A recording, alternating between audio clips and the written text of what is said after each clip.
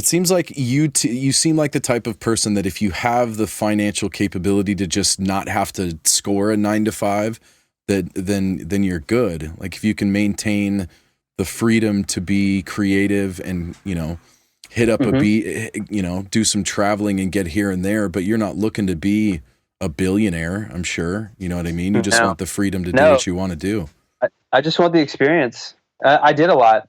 I did just about everything that I've ever wanted to do in music and work with everybody that I've ever wanted to in music. I got to travel to all the places that I've wanted to see in the world. Now what's next, And I think I want to bring what I do into a more physical realm, something more tangible.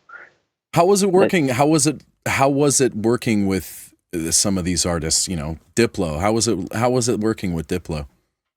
Diplo definitely is like my big brother. He's an interesting cat because I knew him like right around the time that he was dating MIA, and he was like sleeping in a van touring with like a Brazilian punk band. He had like no money. You knew him back when? That's cool, man. Yeah. This was like right after Katrina too. Like he came to New Orleans, and where I came from, like any out of town DJ, you take care of them. You bring him in, you show him your city, and he was one of them. And hella chill. I knew him from when he was doing that to like eating steak dinners with him at 5-star restaurants in Miami, and like I'm so proud of him. I know a lot of people have their opinions, but I know him pretty well, and like he's cool. It was fun working with him. We have similar taste. He's still like an old school record digger.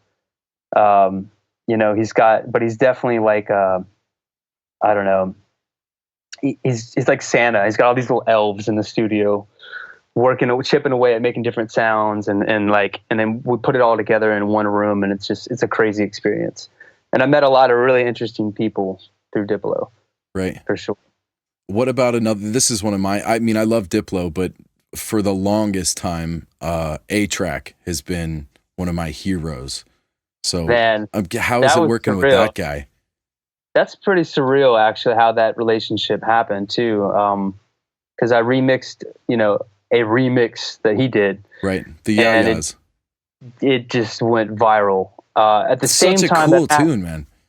It was fun, man. I mean, everything was there. Like, it was just all the great sounds were there. It was very easy to put it together. It's just how you do it, and the way that I did it was just from years and years of DJing and failing on dance floors as a DJ, knowing what works and what didn't.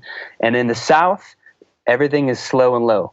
So like the tempo is slow and the bass is low. Mm-hmm. And like, that was like trap before trap was a thing. Like we were already like trapping out like Avicii because people just in New Orleans just didn't understand house and dance music. And they were like, what is this? And then you slow it down and like, yeah, okay. I like that. I like that. And so I had this whole arsenal. Because that track's like what? That's like 4 or 5 years old at this point, isn't it?